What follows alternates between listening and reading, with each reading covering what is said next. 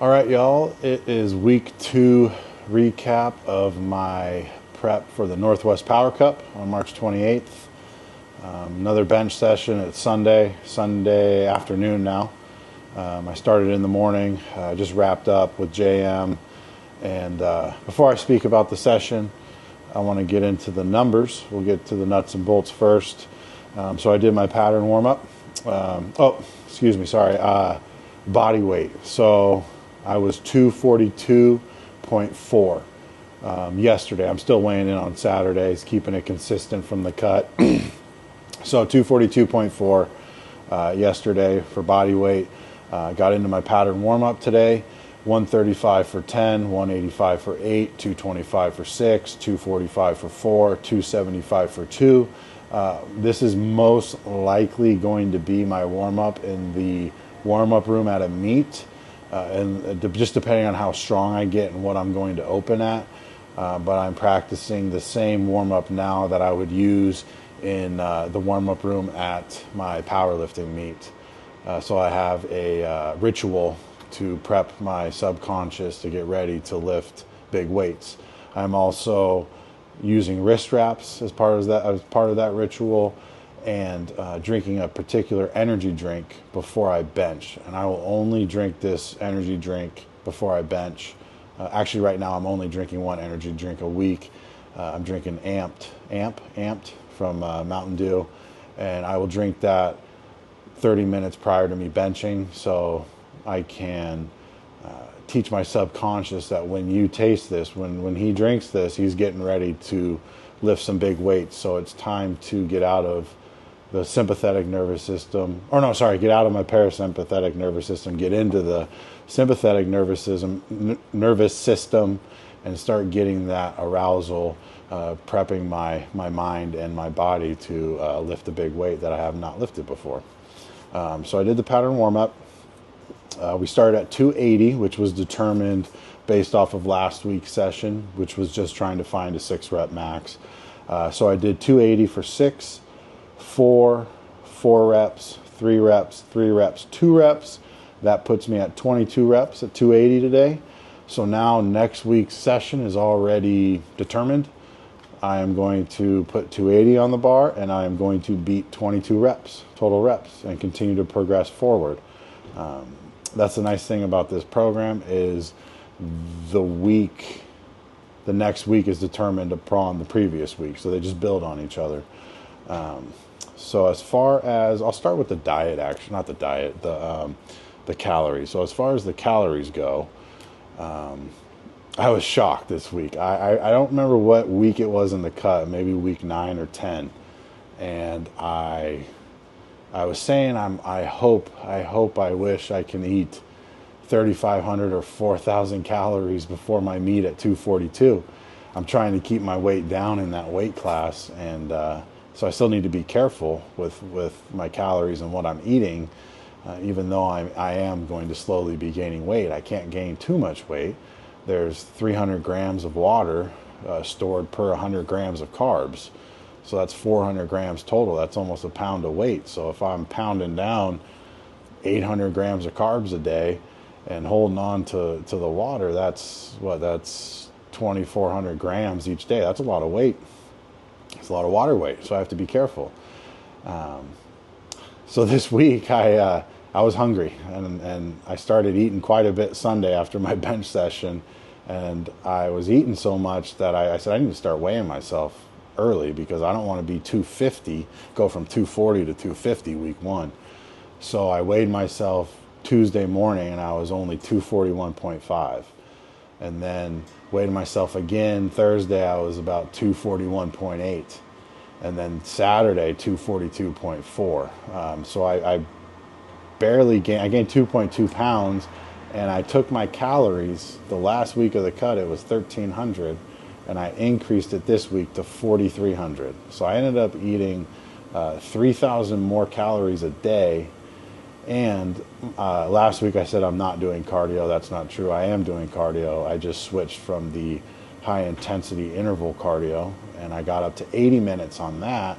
Now I'm just going for 30 to 45 minute brisk walks, minimum 5 days a week around the neighborhood. and that will be my cardio for the entire meet prep, is just those walks. So I increased my calories by 3,000 a day, and I took the intensity from cardio down, but I increased the intensity of my lifting. So when I cut, I do intense cardio, lower intensity lifting for the most part, other than the floor presses. And now that I'm going for strength and adding weight to my bench press, I'm going to do low intensity cardio, and I do intense workouts. I train to failure every workout, and I do recover from it. You can do that and recover. It is possible. I'm doing it, and my coach did it, and there are other people doing it. So that's what I do. But I was shocked that I could eat that much and not weigh 250 pounds. So that was great news. I was excited I could do that and eat a decent amount again. And I'm still hungry at 4,300 calories. I can eat more. I'm still stopping myself. So this week I think I'm going to eat 4,600 per day. Just increase it by 300. Little increase. Still monitor my weight. So yeah, that was great. And then as far as the session goes, really keeping my technique in the forefront of my mind. And before my session, JM messaged me about 40 minutes before it started, and he said, I want you to start thinking about what the word deliberate means to you and what that means. And so I started thinking about it, and we chatted about what I think it means to me. Other words: on purpose, purposefully, deliberately. And I carried that into my session today very well. And JM said, I made a comment.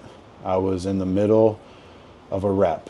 So I'm doing this new technique where I'm keeping my shoulders more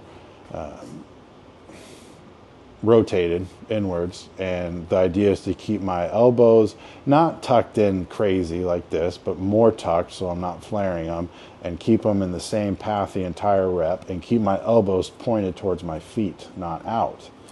And that is a new way to bench, and I'm not as strong benching that way as I was doing this at the end. I am still stronger my old way of benching. And there's some reps, you'll see the video, where I struggle and fail. And during those reps, I'm consciously thinking, do not flare your elbows. I could flare them and finish the rep.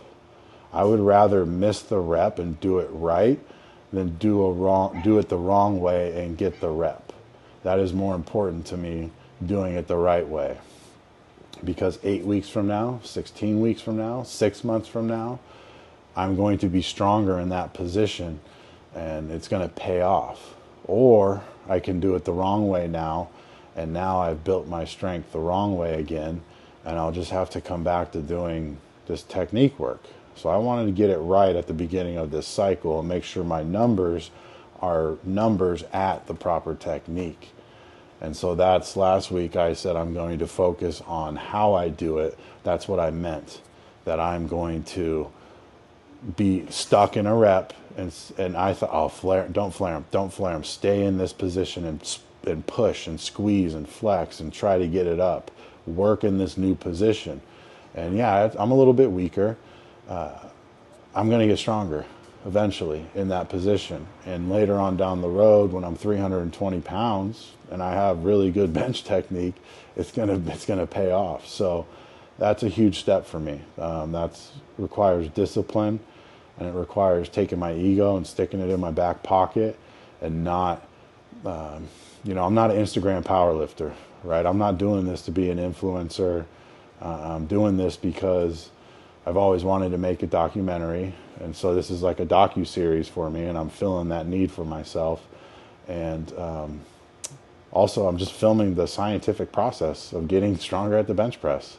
I would be doing this stuff anyways. I have done this stuff and not posted it working with JM in the past. I just decided, no, it'd be cool to record it and post it up. Because I don't train the same way that all the other powerlifters train right now on social media. So to get that out of my head and not think, oh, I got to show this big improvement so I can post it on Instagram and see, look how good I am. That's a fool's game, because it's just going to lead me to not be the best bench presser I can be. So I'd rather stick with the correct technique, miss a rep, and do it right. So later on down the road, it will all come together, and not let social media, or I'm not going to make a reel that's funny just so I can get more followers so I can be a brand ambassador. That's not me. That's not why I'm doing this. I love doing this to my core. And, you have Instagram powerlifters, and they compete, but they're really, if Instagram didn't exist, they probably wouldn't powerlift. And then you have people like me who just love this shit and love doing it. And last cycle, I got a little bit too caught up in social media, starting my own coaching business, and I didn't feel like I was being completely true to myself. And this, now I feel like I'm being true to myself, and that is, I just fucking love powerlifting, and that's why I'm doing it. And I love to compete, and I want to be at my best. So if all those things are true, then my actions need to prove those words that I spoke. And if I'm mid-rep and I'm like, oh, I could get this rep, I could get it, well, then I'm not living up to wanting to be the best bench presser I could be. So then I'm just another person on social media that's full of shit, and that's not me. So Jam said that was huge. That was the biggest thing he's heard me say in a long time. It might be the biggest breakthrough of the year already in January, that I had the discipline to continue to stay in that position and try to do it right, instead of stroke my ego and finish the rep. Because good things will happen if I continue with that discipline. So he wants me to write a paragraph about what it means to me. I wrote a little bit already. I'm going to work on that, on what it means to me to have that discipline and stay in the correct form, and to sacrifice, how strong I am right now for the future. So yeah, it was fun. It was a good session. I failed a lot. I did some controlled negatives. So if I failed, he said lower the weight slowly and work on the negative to get some more work in. And next week I will put 280 on the bar and beat 22 reps. So thank you for watching, and enjoy the bench pressing. Which you convince yourself that you cannot be stopped. This is the first working set. Convince yourself that nothing will stop you. And then once you've made that decision, you're going to be very hard to stop. Make that happen in your head, and then let it happen in real life.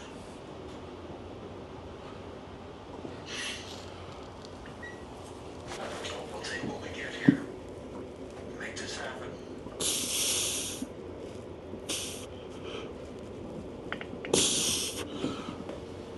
Short strokes.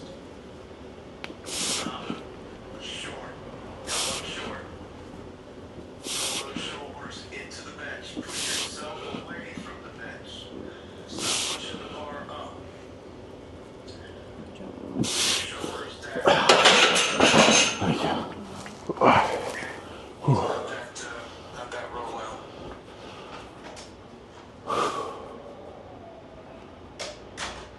It's better, but not where I want it to be with the length of the stroke.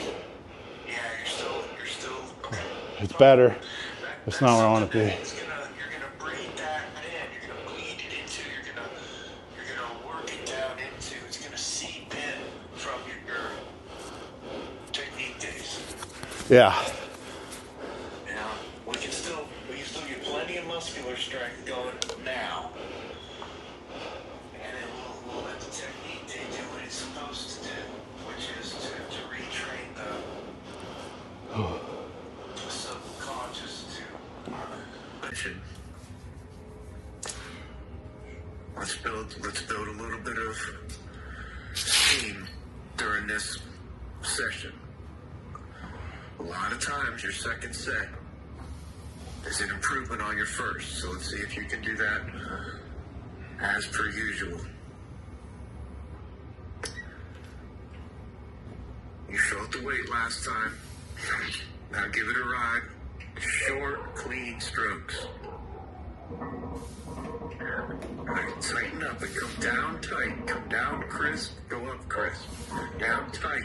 Keep it locked in. Like it's on a rail. Locked in on the way down. Not floating down. Finish strong. Go, go, go, go. That's just you. That was a good effort, though. Yeah. Easy on yourself so that you can have, big improvements next week and fake it. Get yourself as far down the road towards 500 as we can today. Okay. Like right now, out of the gate, get as close to as we can to the kind of strength it will take to move 500. Can I fail? Everything you can, and then tell her about the negative. I don't want you to hurt your back. You're going to try to go for 6? Probably 4. Yeah, 4. I don't know. Make sure she knows about the negative. Yeah, I told her. Yeah.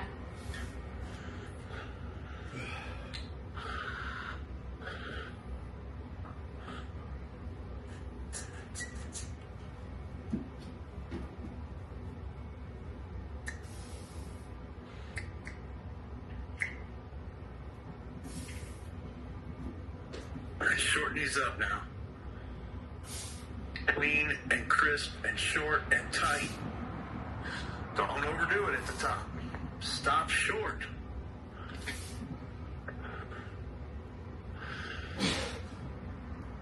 Down slow. Looks like she's ever had beans before. There.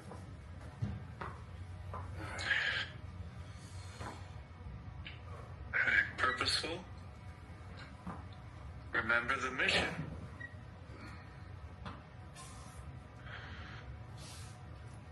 Everything's done deliberately to achieve success in the mission. This matters. You care about this.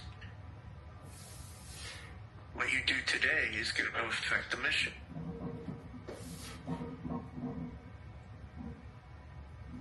This is part of the... Nice, that was good. Keep it short.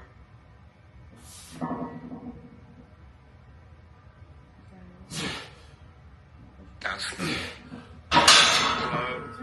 Fight it on the way down. It's really, really good to reward kids for trying hard. Yeah. They'll try harder. But at some point, there has to be some reward for the accomplishment too. It's outcome. The reason we're trying is to get it done. That's why we're trying. Yeah. We're not just trying to try. We're trying so we can get it done. Get yourself as far down the road today.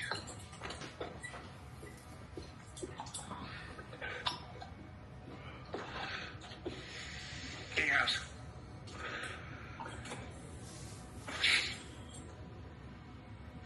Get everything you can out of it.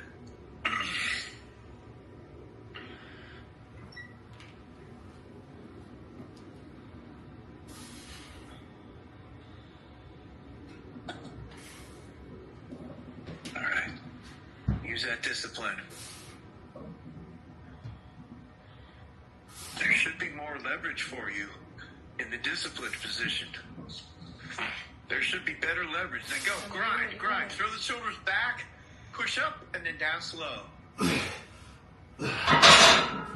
That's it. That was a good...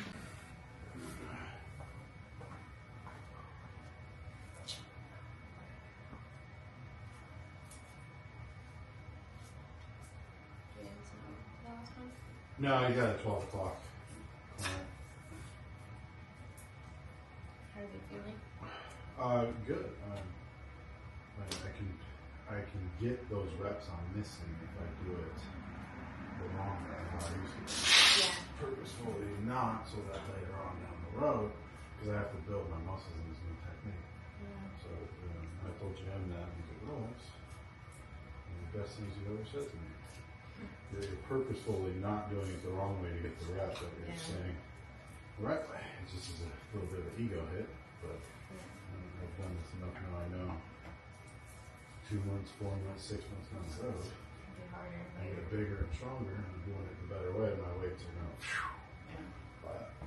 But I can tell the difference of your and my shoulders don't feel as taxed. It feels like, because I'm not externally rotating, yeah, my shoulders don't feel as like,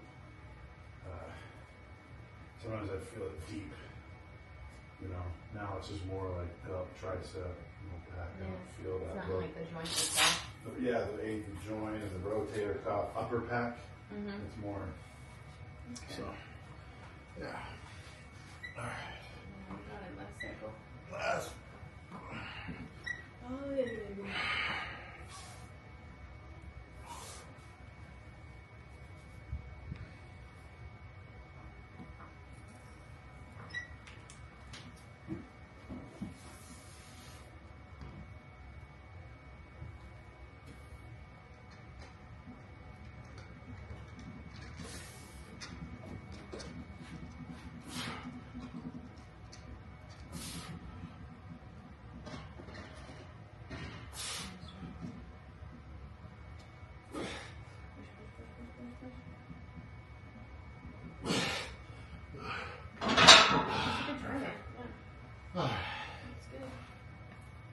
Wrap.